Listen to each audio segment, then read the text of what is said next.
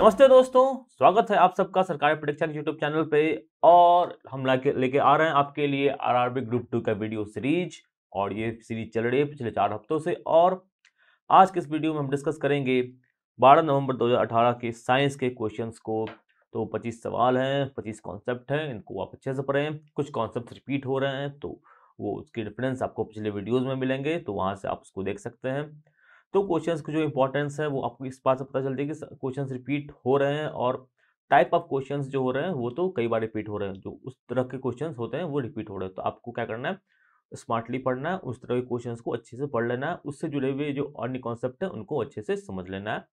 Science में score करना आसान है, बशर्ते आप जो है कॉन्सेप्चुअली चीज़ों को पढ़ो, कॉन्सेप्चुअली चीज़ों को जोड़ना सीख जाओ। ठीक है, तो कई सारे सवालों के जवाब आप ऐसे निकाल सकते हैं। तो इन तरह के तरीकों से सवाल निकालने का तरीका भी हम आपको बता रहे हैं और इस वीडियो में भी बताएंगे।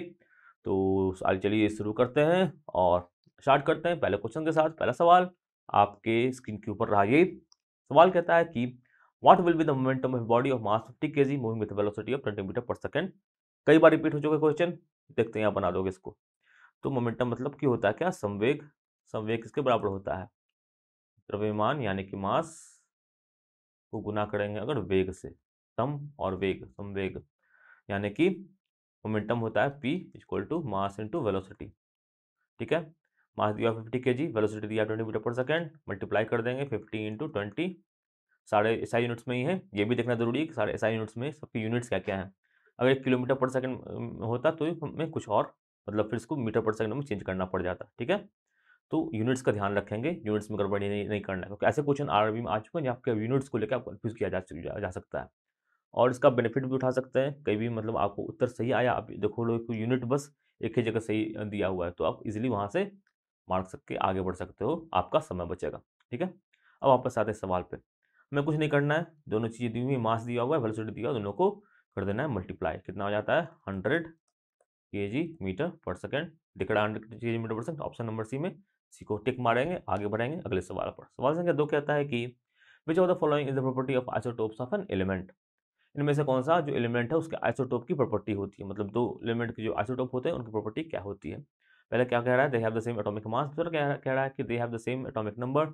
तीसरा क्या कह रहा है, they exhibit the different physical properties. चौथा क्या कह रहा है, they exhibit similar chemical properties. तो आइसोटोप में आपको बता दो क्या होता है। अगर दो हमारे पास एलिमेंट है, ठीक है, एलिमेंट एक ही है, और इसका ऐसे रिप्रेजेंट, हाइड्रोजन है, हाइड्रोजन को हम ऐसे रिप्रेजेंट करते हैं, हाइड्रोजन 1 1। ठीक है, या हमारे पास सपोज सोडियम, सोडियम को रिप्रेजेंट करते हैं कैसे, 23 11। इसका मतलब क्या होता है, 23 जो होता है उसमें सोडियम की ये हो जाती है एटॉमिक मास, या एटॉमिक मास नहीं, इसको एक्चुअली कहते हैं मास नंबर। ठीक है, क्या हो जाता है, कहते हैं मास नंबर। एटॉमिक मास दूसरा दूसरा चीज होता है, तो इसको कहते हैं मास नंबर और इसको कहते हैं क्या, एटॉमिक नंबर। ठीक है, अब दोनों में अंतर क्या होता है। तो एटॉमिक नंबर जो होता है वो होता है कि नंबर ऑफ, इसमें जो है इलेक्ट्रॉन, प्रोटॉन कितने हैं। ठीक है, इसमें प्रोटॉन कितने हैं ये बताता है एटॉमिक नंबर, और इसमें कुल मिला के न्यूट्रॉन प्लस प्रोटॉन कितने हैं ये बताता है क्या, मास नंबर। मास नंबर क्या बताता है, न्यूट्रॉन प्लस प्रोटॉन। और जो एटॉमिक नंबर होता है वो क्या बताता है, वो बताता है हमारा बस प्रोटॉन। ठीक है, तो आइसोटोप क्या होता है, कि आइसोटोप वो होता है कि जिस दो एटम है, ठीक है, जैसे तो सोडियम के दो एटम है, तो एक की तो जिससे कि मास नंबर 23 है, दूसरे की मास नंबर सपोज 24 हो जाएगी। ठीक है, और जो एटॉमिक नंबर है वो 11 ही रहेगा, क्योंकि सोडियम का एटॉमिक नंबर 11 ही है। तो ऐसे में क्या हो जाएगा, ऐसे में आप देखोगे कि इसमें जो है वो जो न्यूट्रॉन है इसकी संख्या बढ़ गई है। ठीक है, प्रोटॉन की संख्या दोनों में सेम है, न्यूट्रॉन की संख्या इसमें बढ़ गई है। प्रोटॉन की संख्या इसमें भी 11 ही है, बट न्यूट्रॉन की संख्या कितनी है, 24 माइनस 11। ये प्रोटॉन और न्यूट्रॉन की संख्या है, तो 24 माइनस 11 में घटा देंगे तो कितना बचेगा, 4 में से गया 3, 2 में से गया तो 1 13, और इसमें से घटा देंगे तो कितना बचेगा, 23 में से 11, 23 में से 11 घटाया तो बचा 2 और 1 12।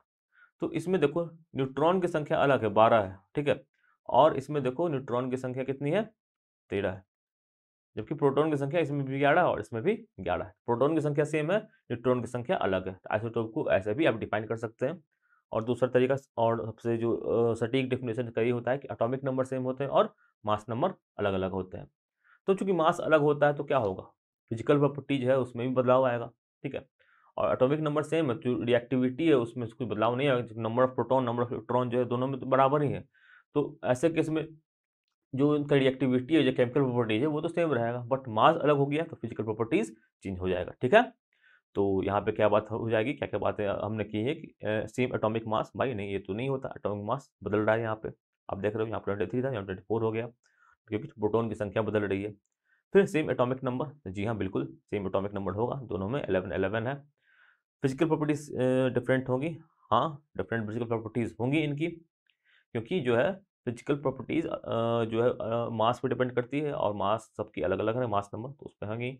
सिमिलर केमिकल प्रॉपर्टीज होगी, ये बात भी बिल्कुल सही है, सिमिलर केमिकल प्रॉपर्टीज भी होंगी। तो क्या क्या बातें सही हो गई, जो बातें सही हैं वो है 2 3 एंड 4, क्योंकि एटॉमिक मास नहीं होगा तो ये बात गलत है, और 2 3 4 जो है वो सही है। कहीं दिख रहा है 2 3 4 सही, यहाँ दिख रहा है, ऑप्शन नंबर बी टिक मारेंगे। ठीक है, तो यहीं पे आइसोटोप्स की कुछ बात की गई है, मैंने लिखा है इसकी, आइसोटोप्स हैव 2 और more types of, they have same atomic number but different mass numbers. ठीक है, कुछ कॉमन आइसोटोप जैसे कार्बन के होते हैं, कार्बन के 12, कार्बन के 14 भी होते हैं, हाइड्रोजन के 1 होता है, 2 होता है और 3 होता है, तो इसको कहते हैं टाइट्रियम, और इसको कहते हैं, सॉरी इसको कहते हैं ड्यूटेरियम, और इसको कहते हैं टाइटेरियम। ठीक है, इसको डी से डिनोट करते हैं, और एच के जो 3 होता है इसको टी से डिनोट करते हैं। तो ये भी एग्जाम पूछा जा सकता है कि हाइड्रोजन के आइसोटोप्स कौन कौन है, उनके नाम क्या क्या है। ओके, तो सिमिलर केमिकल प्रॉपर्टीज होती हैं बट डिफरेंट फिजिकल प्रॉपर्टीज होती हैं, ये आपको याद रखनी है, ये एग्जाम में किसी भी फॉर्म में पूछा जा सकता है। आगे बढ़ेंगे, अगले सवाल पढ़ाते हैं। सवाल संख्या 3 कहता है कि in the froth flotation method ore powder is placed in a tank filled with a mixture of, option number A water and aluminium, B water and pine oil, C copper and water, या D water and vegetable oil. तो सही उत्तर इसका क्या है, water and pine oil. अब froth flotation होता क्या है, तो देखो कहीं भी हम मेटल निकालते हैं, ठीक है, धातुओं को कहीं से भी हम प्राप्त करते हैं, तो जो हमें मिलता है वो होता है मिनरल्स होते हैं, वहाँ से मिलते हैं। और मिनरल्स में जहाँ से हम धातु को आसानी से निकाल पाते हैं, ऐसे चीज़ों को हम कहते हैं क्या, ओर। क्या कहते हैं, ओर, मेटल के ओर्स होते हैं।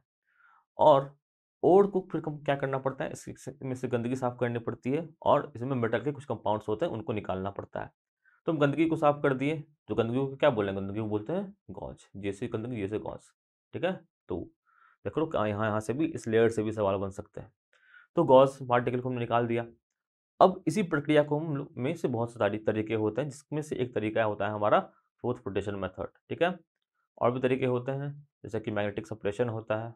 ठीक है, एक तरीका ये भी होता है, और भी 3 4 तरीके होते हैं, केमिकल सप्रेशन होता है, केमिकली उन लोग को अलग कर सकते हैं। ठीक है, तो जो फोर्थ फ्लोटेशन मेथड होता है उसके बारे में थोड़ी सी चर्चा कर लेते हैं। यहाँ पे क्या होता है, जो पाउडर्ड और है और वाटर है और ऑयल को इसमें हम डाल देते हैं। ठीक है, तो जो ओर होता है इसमें कुछ चीज़ें ऐसी होती हैं जो कि हाइड्रोफोबिक होती हैं, जिनको पानी से डर लगता है, ऐसा समझो।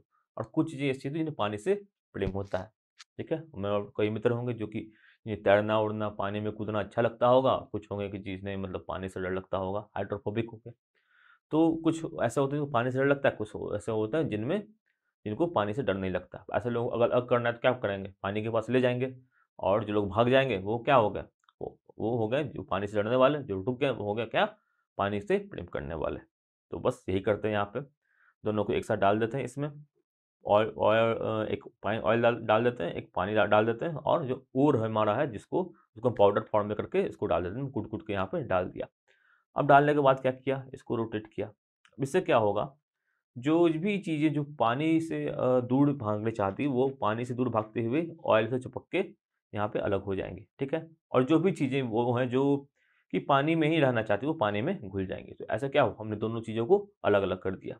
इसी तरीके को कहते हैं क्रॉस फ्लोटेशन मेथड। और बेसिकली ज़्यादातर ये सल्फर के जो ओर होते हैं, सल्फाइड मतलब सल्फर के जो कंपाउंड होते हैं, उनमें ये इस्तेमाल किया जाता है। ठीक है?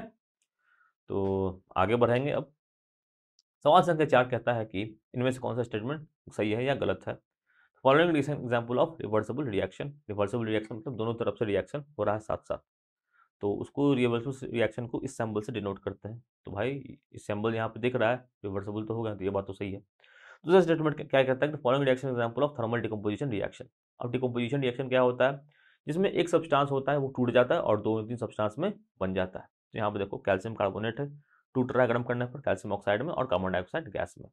तो ये भी एग्जाम्पल है किसका, थर्मल डिकम्पोजिशन रिएक्शन का। ठीक है, तो दोनों बातें बिल्कुल सही है, तो both A and B are true, option number C mark करेंगे। आगे बढ़ेंगे, आगे बढ़ना है। तो ये कहता है जो 5वां number question, which type of energy conservation takes place during the thunder of clouds.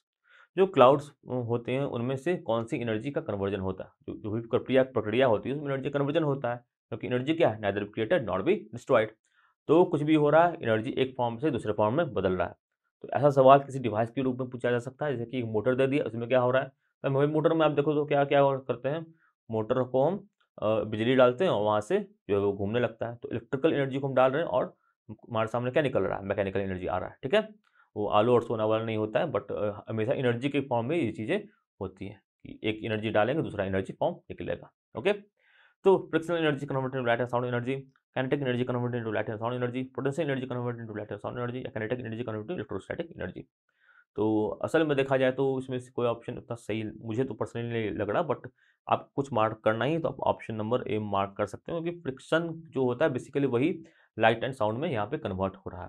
क्या हो रहा है कि जो बादलों के बीच घर्षण पैदा हो रहा है उसी से क्या हो रहा है, लाइट एंड साउंड पैदा हो रहा है, ठीक है।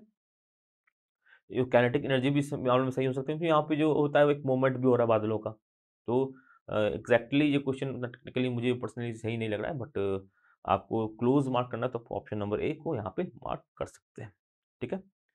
अब जैसे कि ये हुआ कि वहाँ पे एक्चुअली होता क्या है, तो होता है कि घर्षण के कारण कुछ चीज़ें कुछ क्या हो जाती है, पॉजिटिव चार्ज हो जाती है, कुछ चीज़ें नेगेटिव चार्ज हो जाती हैं। तो इलेक्ट्रोस्टैटिक फोर्स दोनों में डेवलप हो जाता है और उसी से क्या होता है, बेसिकली बिजलियाँ कड़कती हैं।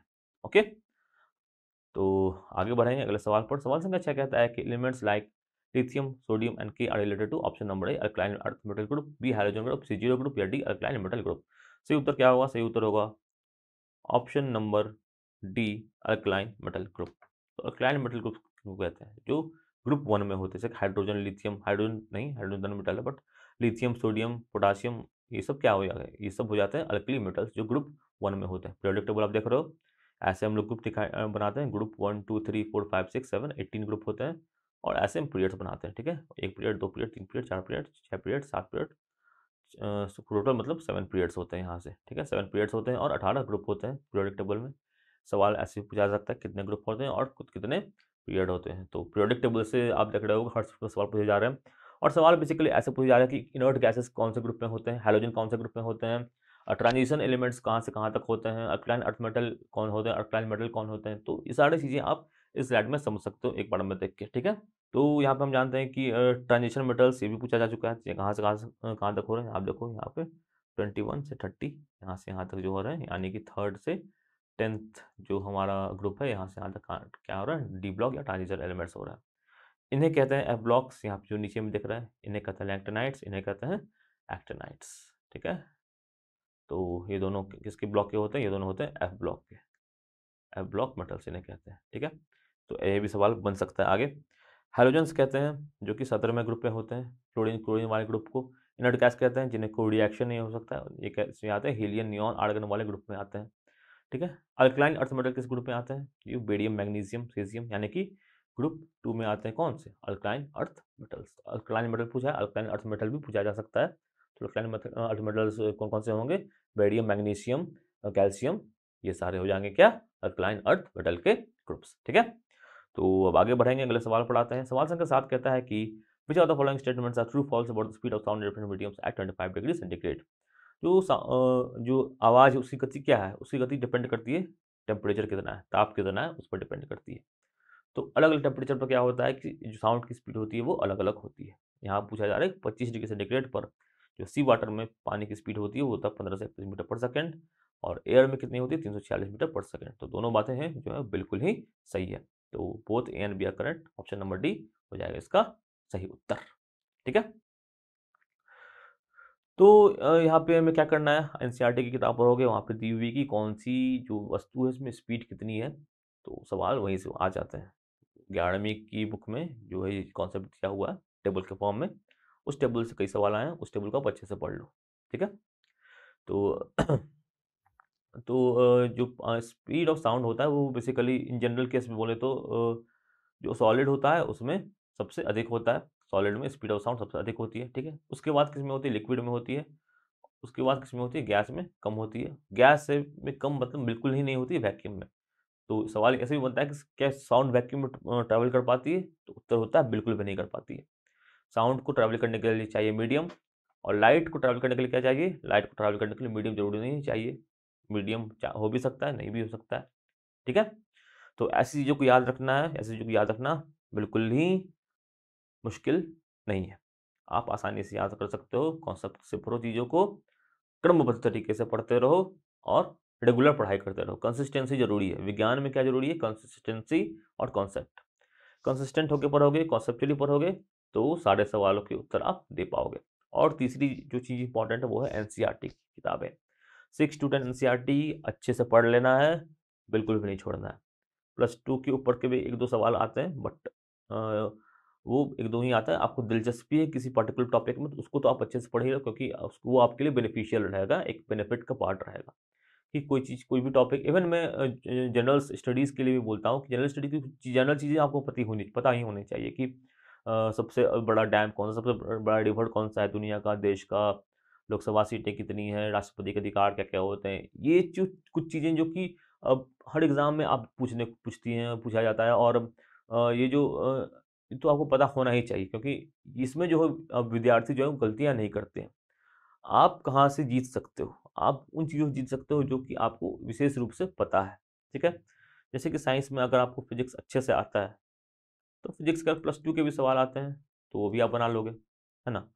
अगर आपको हिस्ट्री, सिविक्स अच्छे से पता है, तो हिस्ट्री में थोड़े से ऊपर लेवल के सवाल है, वो भी आप बना लोगे। तो आप सारे सब्जेक्ट तो पढ़ना ही है, बट 1-2 सब्जेक्ट में आप स्पेशलाइज़ेशन ले लोगे, तो वो आपको जीएस और जनरल साइंस, जनरल साइंस और जनरल नॉलेज में वो आपको बेनिफिट करेगा, ठीक है? आगे बढ़ेंगे अगले सवाल पर। सवाल संख्या 8 कहता है कि what is the maximum number of electrons that can fit in K shell of an atom? Option क्या-क्या हैं? 2, 6, 8 या 16। देख लेते हैं सही उत्तर क्या होगा।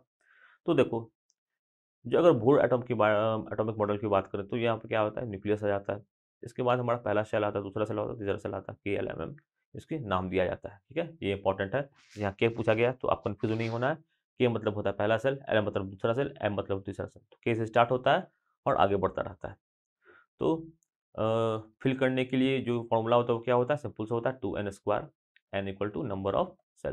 तो के का नंबर हो जाता है 1, एल का हो जाता है 2, एम का हो जाता है 3। तो हमें पूछा के में कितना मैक्सिमम हो सकता है? तो एन की वैल्यू है 1, 2 इंटू 1 का स्क्वायर हो जाता है 2। सही उत्तर मानेंगे 2, बढ़ेंगे आगे। यही एम का पूछ दिया जाता है, तो क्या आपको करते हैं? 2 इंटू 3 स्क्वायर, इसका स्क्वायर कितना होता है? 9, 9 दूने 18 हो जाता है इसका सही उत्तर। तो ये बस 2n स्क्वायर फॉर्मूला याद रखना है, सिंपल सा फॉर्मूला है। और याद रखना के से शुरू होता है, के से हो गया एक, तो बाकी एल एम एन के आगे बढ़ता रहेगा, ठीक है?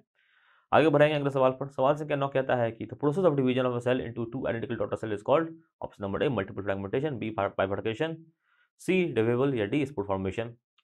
अब देखो, ये सब सवाल सवाल आप कॉमन सेंस से भी बना सकते हो। टू आइडेंटिकल डॉटर्स यानी दो में बदल रहा है, दो कहाँ पे यूज हो रहा है? यहाँ पे देखो बाइफरकेशन, दो यानी कि बाई, तो सही उत्तर यही हो जाएगा बाइफरकेशन। कहने का मतलब कि एक सेल है, ये 2 सेल में डिवाइड हो गया और 2 सेल दोनों से अलग-अलग जीव बन गए। तो एक ही सेल 2 सेल में डिवाइड हो गया, तो ये भी क्या हो गया? एक तरह का रिप्रोड्यूस करने का एक मेथड हो गया, रिप्रोडक्शन का एक तरीका हो गया, एसेक्सुअल रिप्रोडक्शन। तो एसेक्सुअल रिप्रोडक्शन से आपने देखा होगा कई सवाल आ रहे हैं, तो इनके बारे में थोड़ा बहुत जान लेते हैं। क्या-क्या होते हैं? इसके बाइनरी फिजन होता है। इसमें क्या होता है? एक जो होता है वो 2 बॉडीज़ में बन जाता है। एग्ज़ाम्पल क्या-क्या है? कोली, बैसिलस, टिल्स। एग्जाम्पल से भी सवाल पूछे जा सकते हैं, एग्जाम्पल आप अच्छे से पढ़ लें। जो भी यहाँ पे एग्जाम्पल है, इंपॉर्टेंट एग्जाम्पल्स जो कि एग्जाम पूछे जा सकते हैं, काफ़ी चांसेस है। तो इन एग्जाम्पल्स को आप अच्छे से पढ़ लें, अच्छे से समझ लें कि किस चीज़ के एग्जाम्पल है, किस तरह से ये जो जीव है वो एसेक्सुअल रिप्रोडक्शन को कैरी आउट करते हैं अपने अंदर। तो मल्टीपल फिजन में, जैसे बाइनरी फिजन में 2 में बढ़ रहा है, मल्टीपल फिजन में कई सारे में बढ़ जाते हैं। प्लास्मोडियम इसका एग्जाम्पल अलग ही भी है। फ्रेगमेंटेशन में क्या होता है कि स्मॉल पार्ट्स में अपने बॉडी को वो तोड़ देते हैं, ठीक है? तो इसमें क्या आ जाता है? फंजी आ जाता है, मोल्ड आ जाता है, ठीक है? तो रीजनरेशन क्या होता है कि रीजनरेशन मतलब कि एक हिस्सा आपने देखा होगा लिज़ार्ड्स में क्या हो रहा है कि अ, एक हिस्सा अगर कट जाता है तो वहाँ से दूसरा हिस्सा जन्म ले लेता है। तो इस तरह से इस रीजनरेशन में रिप्रोडक्शन होते रहता है, ठीक है? स्पोर फॉर्मेशन में क्या होता है? तो रीजनरेशन एग्जांपल यहाँ पे मैंने नहीं दिया है, तो आप कमेंट सेक्शन में बताएँ ऐसे कौन से जीव हैं जो रीजनरेशन के थ्रू एसेक्सुअल रिप्रोडक्शन करते हैं, ठीक है? कुछ चीज़ें मैं बताऊँगा, कुछ चीज़ें आप खुद पढ़ोगे। इससे क्या होगा कि हमारे बीच जो है वो अच्छी जो है अच्छी पढ़ाई-लिखाई की एक नियम बनेगी, और जो बच्चे कुछ चीज़ें मिस आउट कर रहे हैं वो उस चीज़ों को कैरी आउट कर पाएँगे, और जो बच्चे हैं जो कुछ सीखना चाहते हैं, कुछ करना चाहते हैं, उनके लिए भी एक स्कोप रहेगा कि आप अपने हिसाब से चीज़ों को पढ़ो, अपने हिसाब से देखो और चीज़ों को जोड़ो, और वैसे इम्पोर्टेंट इन्फॉर्मेशन लगती है जो कि शेयर करनी चाहिए, आप बिल्कुल यहाँ पे शेयर करो, ठीक है? या कुछ ऐसी चीज़ें जो मैं मिस कर रहा हूँ, आप बिल्कुल यहाँ पे कमेंट सेक्शन में फ्रीली शेयर कर सकते हो, ठीक है दोस्तों? तो और भी मेथड की बात करें तो स्पोर फॉर्मेशन एक मेथड होता है, ठीक है? मॉस, फंजाई इस तरीके से रिप्रोड्यूस करते हैं। वेजिटेटिव प्रोपगेशन कहाँ से होता है? बड़ा फ्लैम से होता है। ये पूछे जाने के बहुत चांसेस किसी ना किसी शिफ्ट में पूछा जा सकता है कि बड़ा फ्लैम में क्या होता है? वेजिटेटिव प्रोपगेशन होता है, या उल्टा वेजिटेटिव प्रोपगेशन किसमें होता है? उत्तर क्या होगा? बड़ा फ्लैम में होता है। तो इसमें क्या होता है वेजिटेटिव प्रोपगेशन में? बेसिकली एक जो पेड़ होता है ना, पत्ते होते हैं, पत्ते से एक बर्ड निकलने लगता है और बर्ड से क्या हो जाता है? नया पौधा फिर बाद में बनने लगता है। ठीक है दोस्तों? आगे बढ़ेंगे, सवाल संख्या 10। 10 कहता है कि the sex of the children determined by hereditary chromosome inherited from option number A father, B nature, C mother and father, या डी मदर। तो देखो सेक्स क्रोमोसोम्स क्या होते हैं? बेसिकली 23 पेयर होते हैं, यानी कि टोटल सेक्स क्रोमोसोम हमारे होते हैं 46। ठीक है? तो सेक्स क्रोमोसोम कुछ इस तरह के होते हैं, जो मेल में होते हैं वो होते हैं क्या? एक्स वाई, जो फीमेल में होते हैं वो क्या होते हैं? X x. ठीक है? मेल में एक्स वाई, मेल फीमेल में है एक्स एक्स। तो रिप्रोडक्शन, जो सेक्सुअल रिप्रोडक्शन होता है, तो कौन सा क्रोमोसोम आ रहा है मेल से, यही डिपेंड करता है कि बच्चे का लिंग क्या होगा। ठीक है? अब देखो अगर यहाँ से एक्स ही आ रहा है और यहाँ से तो एक्स आना ही है, फीमेल से तो एक्स ही आना है क्योंकि फीमेल से वाई नहीं आ सकता, और मेल से एक्स वाई कोई भी आ सकता है, तो एक्स एक्स दोनों हो जाता है, तो क्या हो जाता है? तो हो जाता है क्या? फीमेल, मतलब कि लड़की पैदा होती है। और अगर मेल से वाई आ गया और एक्स से तो एक्स ही आना है, तो क्या हो जाएगा? एक्स वाई बन जाएगा और तब पैदा हो जाएगा क्या? मेल। तो जो मेल या फीमेल होना है ये डिपेंड करता है कि ह्यूमन, यानी कि जो मनुष्य या पिता है जो बच्चे के, उनसे कौन सा क्रोमोसोम आ रहा है, क्योंकि फीमेल से फिक्स है कि एक्स आना है, और मेल से एक्स आ रहा है या वाई आ रहा है, ये डिपेंड करता है मेल पर ही, मतलब फीमेल, मतलब कि जो बच्चे की जो लिंग है ना बेसिकली वो डिपेंड करती है फादर पर ही। तो सही उत्तर हो जाएगा फादर। तो कई अगर पिछले इलाकों में देखा जाए, या बहुत सारी कुरीतियों को अगर देखा जाए समाज में, तो अगर लगातार बच्ची पैदा हो जाती है तो इसका मतलब बोला जाता है कि ये जो है कि जो महिला है उसमें खराबी है, जबकि ऐसा बिल्कुल नहीं है। ये प्रकृति की देन है। बच्चे आए चाहे बच्चियाँ आएँ, दोनों भगवान का रूप होती हैं, हमें दोनों को स्वीकार करना चाहिए, पहली बात तो ये। और दूसरी बात, अगर इल्ज़ाम दिया जाता है कि लड़कियों के कारण ये हो रहा है, तो ये तो बिल्कुल नहीं होता है।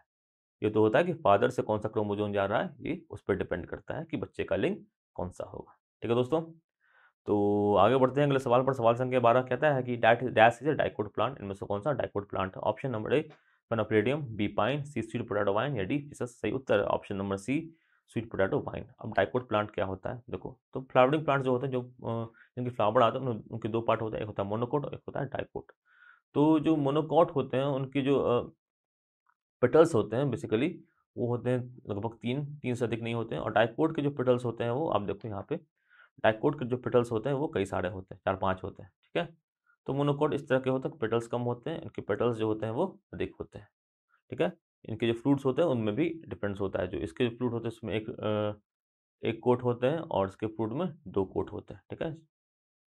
तो ऐसे ही होते हैं मोनोकोट्स एंड डाइकोट्स प्लांट। शकरकंद जो कि इसकी एग्जांपल थी ऑप्शन नंबर बी सी, वो भी क्या है? वो है द्विबीजपत्री पौधा, यानी कि डाइकोट प्लांट, ठीक है? तो हिंदी में क्या कहते हैं मोनोकोट को? एक बीजपत्री, और डाइकोट को कहते हैं द्विबीजपत्री, ठीक है? तो अब आगे बढ़ते हैं अगले सवाल पर। सवाल संख्या 11, यानी कि 12 के बाद 11 आ गया, थोड़ा सीक्वेंस में, मतलब नंबर ऑफ क्वेश्चन सेम है, बट 11 के बाद बाय मिस्टेक 11वां सवाल पहले आना था, 11वां सवाल भी बाद में आ गया, तो बात वही है। विच of the following metal is found free state? ठीक है, विच of the following metal is found in free state? कौन सा जो इसमें से धातु है वो फ्री स्टेट में पाया जाता है? फ्री स्टेट में पाया जाने का मतलब वो किसी प्रकार के कंपाउंड के फॉर्म में नहीं पाया जाता है, वो अपने जिस तरह का जो स्वरूप है उसका उसी में पाया जाता है। ऑप्शन क्या क्या है? जिंक, कैल्शियम, मैग्नीशियम, या प्लेटिनम। तो इसका सही उत्तर हो जाएगा ऑप्शन नंबर डी प्लेटिनम, क्योंकि प्लेटिनम जो है सबसे कम रिएक्टिव मेटल है। मेटल की रिएक्टिविटी की बात करें, सबसे अधिक रिएक्टिव मेटल हो जाता है क्या? पोटासियम, फिर सोडियम, ठीक है? ये सारे बीच में आते हैं, और सबसे जो लास्ट में आता है वो हो जाते हैं सिल्वर, फिर गोल्ड, फिर प्लेटिनम, यानी कि प्लेटिनम सबसे कम रिएक्टिव मेटल होता है। तो गोल्ड और प्लेटिनम जो है वो यूजुअली क्या होते हैं, फ्री स्टेट में पाए जाते हैं, मतलब जिस फॉर्म में है वो उसी फॉर्म में आपको मिल जाएंगे। जब उन्हें की माइनिंग होगी, जो जहाँ वो पाए जाएंगे वो उसी फॉर्म में पाए जाएंगे, वो अपने किसी कंपाउंड के फॉर्म में नहीं पाए जाएंगे। ठीक है दोस्तों, आगे बढ़ते हैं। कहता है dash is not normal permanent tissues, इनमें से कौन नॉर्मल परमानेंट टिश्यू नहीं है। परमानेंट टिश्यू कौन कौन से हैं, और नॉर्मल कौन कौन से हैं, और कॉम्प्लेक्स कौन कौन से हैं, ये आपको पता होना चाहिए, क्योंकि कई बार इसकी रिपीटेशन हो चुकी है। तो यहाँ पे आप मैम ऑप्शन देख लीजिए, hard tissues, soft tissues, macrophage tissues, हड्डी, जाइलम। सही उत्तर होगा जाइलम, क्योंकि जाइलम जो है वो नॉर्मल परमानेंट टिश्यू नहीं है, जाइलम जो है वो कॉम्प्लेक्स परमानेंट टिश्यू है। ठीक है, जाइलम एंड फॉलम होते हैं कॉम्प्लेक्स परमानेंट टिश्यू। कई बार ये रिपीट हुआ है, तो ये एग्जाम में बिल्कुल नहीं छूटना चाहिए, ध्यान दीजिएगा। इसी के साथ बढ़ते हैं अगले सवाल पर। सवाल संख्या 14 ये कहता है कि electric current upon 75 ampere flows through a filament of electric bulb for 6 minutes. Find the amount of electric charge that will flow due to flow of current. Option है 225 सी का मतलब हो गया कुलम। कुलम क्या है, चार्ज का unit है। ठीक है, 225, 270, 240, 50। चार्ज कैसे ट्रांसफर होता है, इलेक्ट्रॉन को ट्रांसफर से होता है। ठीक है, इलेक्ट्रॉन जहां से छोड़ा वो हो जाता है क्या, पॉजिटिवली चार्ज, और जहां पहुंचा वो हो जाता है नेगेटिवली चार्ज। तो इलेक्ट्रॉन का फ्लो होता है चार्ज, और जब फ्लो हो रहा है चार्ज तो उसको रेट जो होता है वो हो जाता है हमारा करंट, क्यू होता है, क्यू बाय टी क्या हो जाता है हमारा current I, charge by time, और करंट की यूनिट क्या हो जाती है, एम्पियर। ठीक है, तो क्यू कितना हो जाएगा, आई इंटू टी, यानी कि करंट को समय से गुना कर देंगे तो कितना चार्ज पास हुआ ये निकाल लेंगे ना।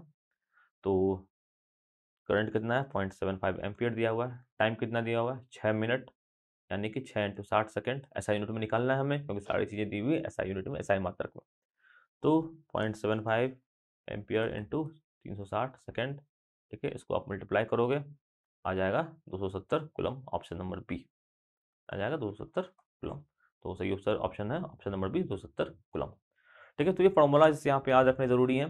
करंट क्या होता है, करंट होता है चार्ज बाय टाइम, तो क्यू बाई टी।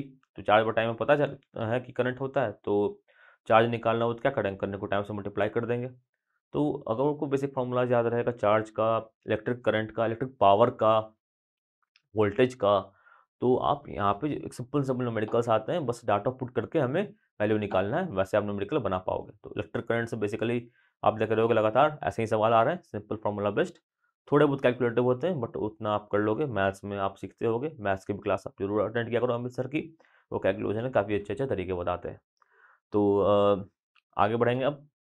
सवाल संख्या 15 कहता है कि what's the temperature difference between the upper layer and deeper layer of the ocean for setting up the OTEC power plant, यानी कि ओशन थर्मल पावर प्लांट को setup करने के लिए जो अपर लेवल और लोअर लेवल में डिफरेंस है वो कितना होना चाहिए, 40 डिग्री, 150 डिग्री, 50 डिग्री या 20 डिग्री। सही उत्तर ऑप्शन नंबर बी, डी, 20 डिग्री। तो ओटेक होता क्या है, तो देखो ओशन थर्मल पावर प्लांट होता है, तो ओशन है, ओशन के नीचे क्या होता है, टेम्परेचर कम हुआ हो गया, और ओशन के ऊपर टेम्परेचर क्या हो गया, अधिक हो गया। तो क्या करना है, दोनों के बीच के टेम्परेचर डिफरेंस को हमको यूज करते हैं, और यहाँ से हम क्या करते हैं कि एक लिक्विड होता है अमोनिया NH3। ठीक है, NH3 को, लिक्विड अमोनिया को जो होता है ये यहाँ से गर्म करके यहाँ से भाप बनाया जाता है, मतलब कि यहाँ से मतलब ऊपर में हीट कर दिया, फिर नीचे में आते आते लिक्विफाइड हो गया।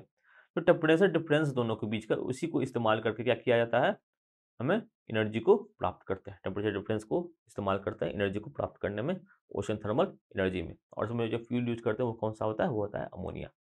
तो ओटेक से ये दो तीन सवाल बन सकते हैं। ठीक है, तो ये एनर्जी जनरेट कब होगा, जब दोनों जो अपर लेयर और लोअर लेयर के बीच में टेम्परेचर डिफरेंस है ये अगर 20 डिग्री सेंटीग्रेड का होगा, यानी कि जो सतह का तापमान है और जहाँ से हम इसको वापस से ठंडा कर रहे हैं अमोनिया को, दोनों के बीच का तापमान अगर 20 डिग्री सेंटीग्रेड है, तो क्या क्या होगा, हम अच्छे से यहाँ से पावर जनरेट कर पाएंगे। तो 20 डिग्री इसका सही उत्तर है। आगे बढ़ेंगे, तो ये इन्फॉर्मेशन एनसीईआरटी में दी हुई है, एनसीईआरटी बुक को आप अच्छे से पढ़ोगे, 6 to 10 को रट जाना है भाई, रट जाना है।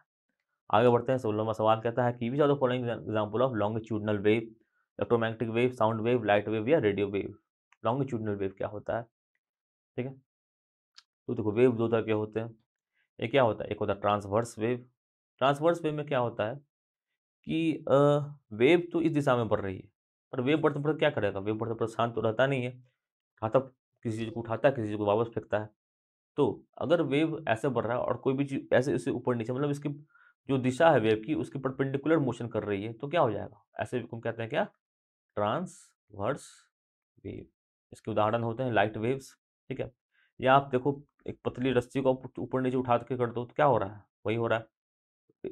इस तरह कुछ वेव बन रहा है, तो वेव ऐसे जन बन रहा है और रस्सी यहाँ ऐसे ऐसे ऊपर नीचे हो रही है, तो ये भी क्या हो जाता है, एक ट्रांसवर्स वेव हो जाता है। ठीक है, लॉन्गिट्यूडनल वेव किसको कहते हैं, जैसे कि साउंड का वेव होता है, साउंड का वेव अगर पास करता है तो क्या बनता है, यहाँ कॉम्प्रेशन बनाता है, मतलब कि बहुत ही अधिक घनत्व वाला जगह बनाता है, फिर रेयरफैक्शन बनाता है यानी कि कम घनत्व वाला जगह बनाता है, फिर डिस्कम्प्रेशन बनाता है। तो डिस्टर्बेंस हो रहा है वो कहाँ हो रहा है, जो वेव की जो दिशा है उसी दिशा में डिस्टर्बेंस हो रहा है। तो ऐसा वेव को हम क्या करते हैं, ऐसा वेव को बोलते हैं क्या, लॉन्गिट्यूडनल वेव। दो वेव हो गए, लॉन्गिट्यूडनल और ट्रांसवर्स। ठीक है दोस्तों, तो एग्जाम्पल ऑफ लॉन्गिट्यूडनल वेव इसमें से कौन सा है, तो देख लो क्या कह दिया है, इलेक्ट्रोमैग्नेटिक वेव नहीं, इलेक्ट्रोमैग्नेटिक वेव लाइट होता है, लाइट मैंने कहा कि अभी ट्रांसवर्स वेव होता है। साउंड वेव, जी हाँ साउंड वेव बिल्कुल होता है लॉन्गिट्यूडनल वेव।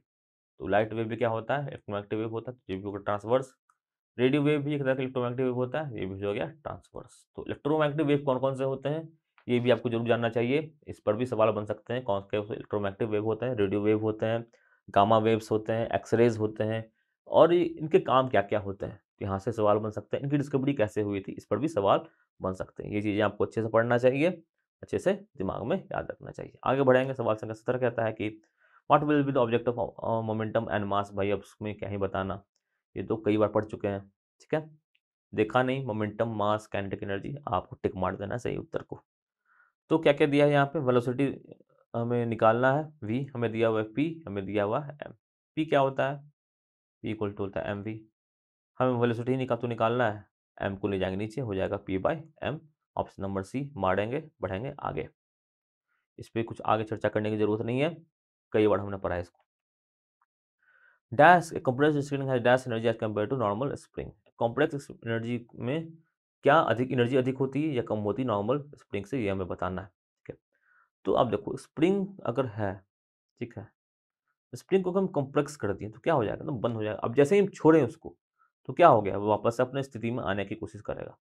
तो इसको हम बंद करके इसमें क्या कर रहे हैं, इसमें हम पोटेंशियल एनर्जी को स्टोर कर रहे हैं। पोटेंशियल एनर्जी में स्टोर हो गया तो एनर्जी क्या हो गया, स्वाभाविक रूप है, स्वाभाविक बात है कि एनर्जी इसमें अधिक हो गई हो गया। तो इसका उत्तर क्या होगा, मोर।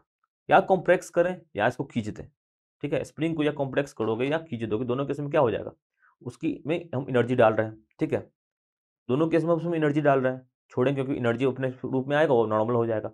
तो दोनों ही केस में क्या हो जाएगा कि एनर्जी जो है वो अधिक लग रही है। ठीक है, आगे बढ़ेंगे, प्रश्न न्यूमेरिकल है फिर से। A body first cover distance 20 metre in 6 second and then travel next 30 metre in 4 second, average speed हमें निकालनी है।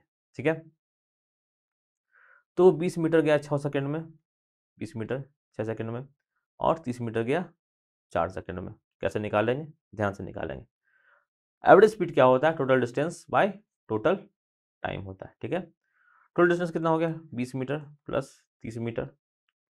ठीक है, और 20 मीटर हो गया 100 सेकंड में, और ट्रैवल नेक्स्ट 30 मीटर हो गया 4 सेकंड। टोटल टाइम कितना हो गया, 6 प्लस 4, 0, 5, 10, कितना बचा, 5।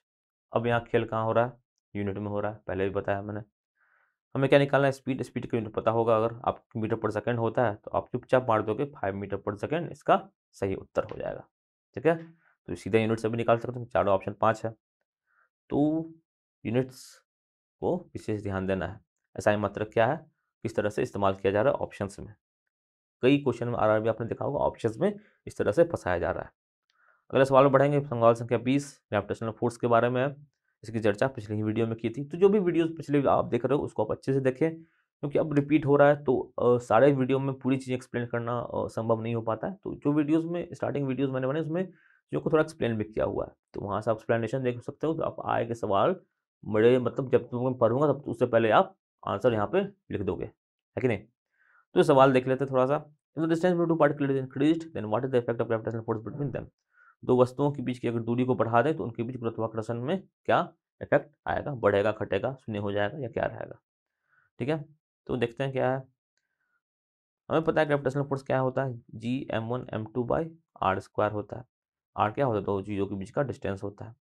ठीक है, अगर ये बढ़ा रहे हैं तो देखो क्या हो रहा है, यहाँ पे दोनों में इन्वर्सली प्रोपोर्शनल का रिलेशन, अगर ये बढ़ा रहे हैं तो फोर्स क्या हो रहा है, फोर्स घट रहा है। ठीक है, आर अगर, मतलब ये देखो आर नीचे डिनोमिनेटर है, डिनोमिनेटर बढ़ेगा तो क्या होगा, जो नंबर होता है वो कट जाता है, सिंपल सा बात है, मैथ का चीज़ है। तो डिनोमिनेटर एक्सप्रेशन आपको याद रखो, थोड़ा मैथ लगा लोगे तो आराम से बना लोगे, ठीक है। बहुत आसान है, सिंपल लॉजिक लगाना है, कुछ नहीं करना है। आरआरबी ग्रुप डी क्वेश्चंस ऐसे ही बन जाते हैं। तो एफ इक्वल टू जी1 m21 आर स्क्वायर दिया हुआ है, आर बढ़ रहा है तो एफ क्या होना चाहिए, घटना चाहिए, डिक्रीजेस पे मारेंगे, आगे बढ़ेंगे, ठीक है। अगर बोल दे कि मास बढ़ रहा है तो क्या होगा, तो मास बढ़ रहा है तो ये भी बढ़ रहा है, ठीक है। अगर दोनों में चेंज किया होगा तो क्या होगा, दोनों में कैलकुलेट करना पड़ जाएगा फिर, ठीक है। तो यहाँ पे डिक्रीज होगा, सही उत्तर। बढ़ेंगे आगे, सवाल संख्या 21 कहता है कि calculate the molecular weight of methane CH4 18 26 16 20 क्या होगा। कार्बन का पता है 12 होता है, हाइड्रोजन का पता है 4 होता है, ठीक है। 4 है कितना, 4 4 गुना 1 4, 12 तो एक ही है तो 12 12 प्लस 4 जोड़ दिया 16, निकल गया आंसर 16। ऑप्शन नंबर सी सही उत्तर। मोलिकुलर मास कैसे निकालना है, जितना भी एलिमेंट है इंपॉर्टेंट 20 तक का तो आपको याद रखना ही है, वहीं से सवाल ज़्यादातर पूछा जाएगा। तो 20 तक में जो भी उसका हमें क्या याद करना है, एटॉमिक नंबर, 20 एटॉमिक नंबर तक एटॉमिक नंबर से याद हो गया। और फिर इनका याद करना है कि एटॉमिक मास कितना कितना होगा, ठीक है। कार्बन का 12 याद होना चाहिए, कार्बन का 12, ऑक्सीजन का 16, सल्फर का 32, एकदम याद होना चाहिए, ठीक है। तो CH4 का हो गया 16। आगे बढ़ेंगे, CH4 क्या होता है, मीथेन गैस होता है, जो कि किस में पाया जाता है, जो कि CNG में पाया जाता है, नेचुरल कंप्रेस्ड नेचुरल गैस में पाया जाता है, ठीक है। बायोगैसेस में भी पाया जाता है, ठीक है। साथ ही साथ ये एक ग्रीन हाउस गैस भी है। तो ये चीज़ें भी साथ साथ आप याद रखते चले तो बेहतर है। सवाल संख्या 22 पे आता है, ये कहता है कि when silver bromide is expose to sunlight तो क्या होगा। Option number A sulphide is form, B iodine gas is form, C chlorine gas is form, या D bromine gas is form. इसमें कुछ करना ही नहीं है, ब्रोमाइड दे दिया, ब्रोमीन, सिल्वर ब्रोमीन को अब हम सनलाइट डालेंगे तो क्लोरीन तो निकलेगा नहीं, इसको डिकम्पोज कर रहे हैं तो और क्या ही निकलेगा, ब्रोमीन ही निकलेगा। तो ऑप्शन नंबर डी ब्रोमीन सही मानेंगे, ठीक है। तो सिल्वर ब्रोमाइड को अगर सनलाइट में से डाल देते तो क्या बन जाता है, ये सिल्वर और ब्रोमीन जो है वो अलग अलग बना हो जाता है, ठीक है। 2Al प्लस Br क्या होगा, बैलेंस इक्वेशन 2Br, ठीक है। आई मीन सॉरी Br2 ही होगा, Al प्लस Br2 हो जाएगा। एक मिनट, एक केमिकल इक्वेशन लिख देता हूँ, होगा तो ऑप्शन ब्रोमीन गैस ही, थोड़ा सा केमिकल इक्वेशन में यहाँ पे करेक्ट करके लिख देता हूँ। सिल्वर ब्रोमाइड AgBr होता है, ठीक है।